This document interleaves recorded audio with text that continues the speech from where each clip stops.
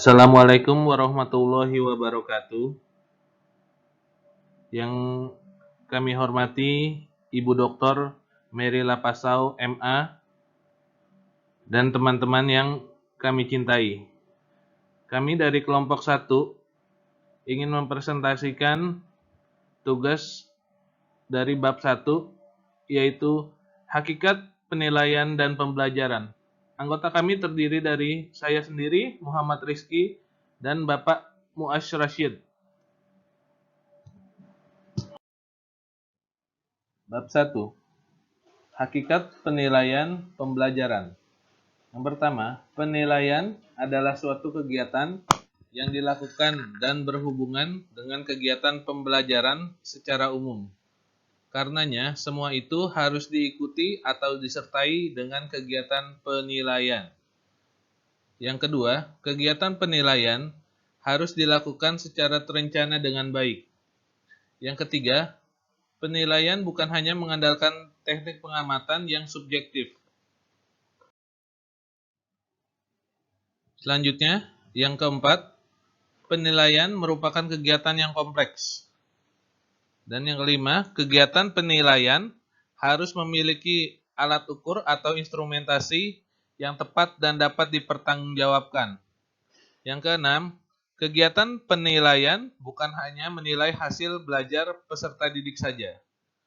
Yang terakhir, kurang berhasilnya peserta didik dalam kegiatan pembelajaran belum tentu semata-mata karena kesalahan peserta didik tersebut, tapi bisa saja terjadi karena pihak guru yang kurang benar dalam menyelenggarakan kegiatan belajar mengajarnya.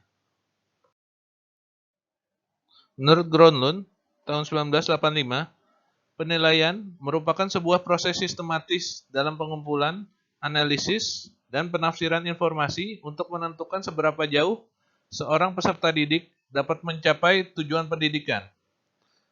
Sedangkan pengukuran yaitu proses untuk memperoleh deskripsi angka atau skor yang menunjukkan tingkat pencapaian seseorang dalam menempuh bidang tertentu. Misalnya, jawaban sebuah pertanyaan seberapa banyak. Dan tes merupakan sebuah instrumen atau prosedur yang sistematis untuk mengukur sampel tingkah laku, misalnya seberapa baik atau tinggi kinerja seseorang yang jawabannya berupa angka.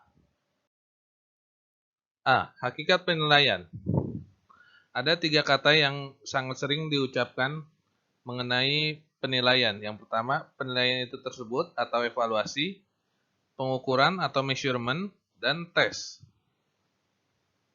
Menurut Tuckman, tahun 1975, penilaian sebagai suatu proses untuk mengetahui atau menguji apakah suatu kegiatan atau proses kegiatan dan keluaran suatu program telah sesuai dengan tujuan atau kriteria yang ditentukan.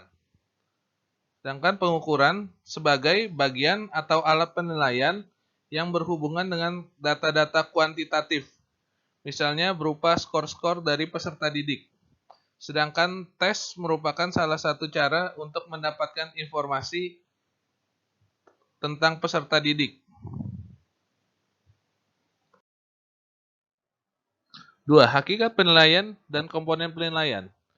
Peraturan Pemerintah Republik Indonesia Nomor 19 Tahun 2005 tentang Standar Nasional Pendidikan menyatakan bahwa penilaian adalah proses pengumpulan dan pengolahan informasi untuk mengukur pencapaian hasil belajar peserta didik.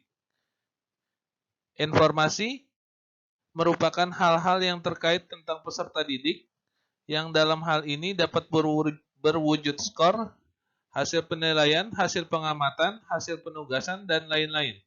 Informasi itu didapat atau diperoleh lewat pemberian tes. Jadi, untuk dapat menilai hasil belajar peserta didik, dibutuhkan data hasil skor peserta didik. Dengan demikian, pemberian nilai kepada peserta didik dapat dilakukan secara objektif. Ada beberapa pendapat ahli tentang penilaian. Yang pertama, menurut Brown tahun 2004, penilaian sama dengan tes. Bahwa penilaian adalah sebuah cara pengukuran pengetahuan, kemampuan, dan kinerja seseorang dalam suatu ranah yang diberikan. Paling tidak mengandung 3 hal.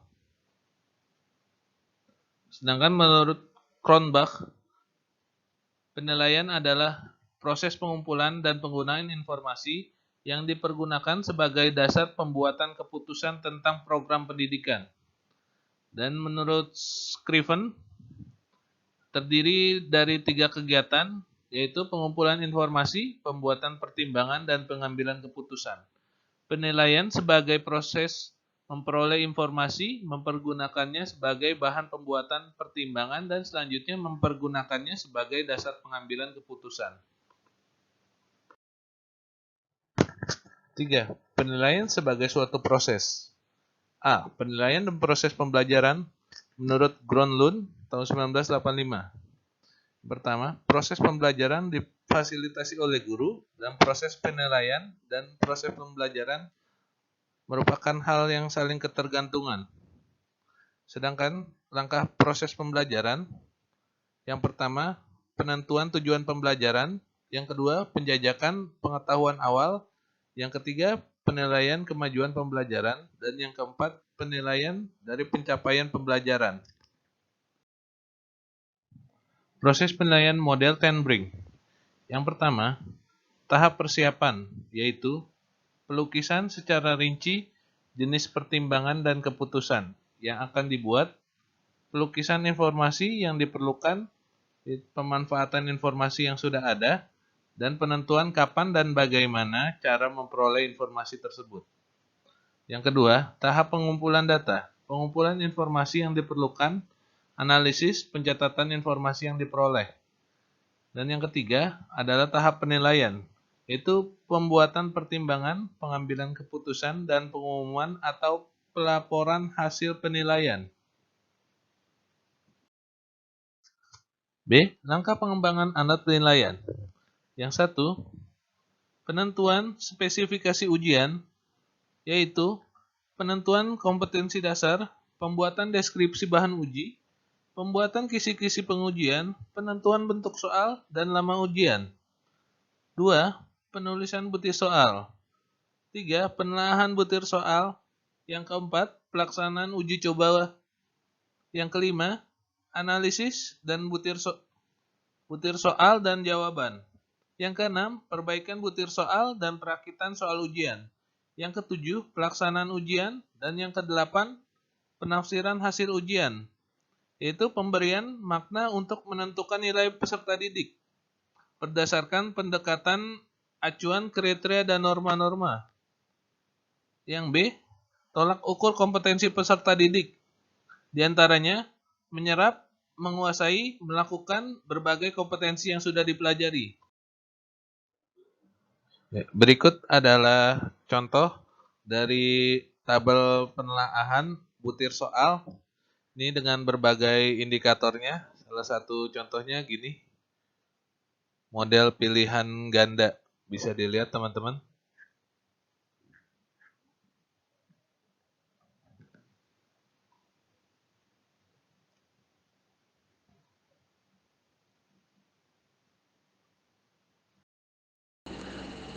Bagian C, yaitu tentang tujuan dan fungsi penilaian. Tujuan dan fungsi penilaian di sini dari apa yang sudah dilaksanakannya penilaian dalam proses pembelajaran, maka pada bagian tujuan dan fungsi penilaian yaitu ada 6 tujuan dan fungsinya. Yang pertama yaitu untuk mengetahui tujuan pendidikan dengan berbagai kompetensi yang telah ditetapkan sehingga dapat dicapai melalui kegiatan pembelajaran yang dilakukan.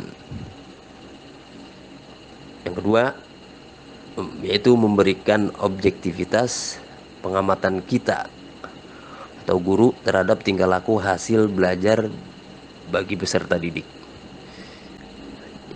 Yang ketiga, tujuan dan fungsi penilaian yaitu untuk mengetahui kemampuan peserta didik, baik itu kompetensinya, pengetahuannya, keterampilannya, atau bidang-bidang tertentu. Lalu tujuan dan fungsi penilaian yang keempat, untuk mengetahui kelebihan dan kelemahan, memonitor kemajuan belajar peserta didik, dan menentukan keefektifan pelaksanaan pembelajaran menurut Pomham tahun 1995 pada halaman 4 dan 5. Lalu tujuan yang kelima yaitu tujuan dan fungsi penilaian yang kelima yaitu menentukan layak tidaknya seorang peserta didik dinaikkan ke tingkat di atasnya atau dinyatakan lulus dari tingkat pendidikan yang ditempuhnya. Lalu yang keenam yaitu memberikan umpan balik bagi kegiatan belajar yang dilakukan. Demikian jabaran pada bab 1 hakikat penilaian dari bagian A, bagian B, dan bagian C. Semoga bisa dipahami oleh Bapak Ibu sekalian. Terima kasih. Mohon maaf jika ada kekurangan. Wassalamualaikum warahmatullahi wabarakatuh. Sekian presentasi dari kelompok kami. Mungkin ada pertanyaan atau tanggapan dari teman-teman atau Bu Mary mau menambahkan. Terima kasih. Baik teman-teman, kalau ada yang ketinggalan bisa diulang lagi di YouTube. Jangan lupa nanti nonton, minta like and subscribe-nya ya. Oke guys, terima kasih. Wassalamualaikum warahmatullahi wabarakatuh.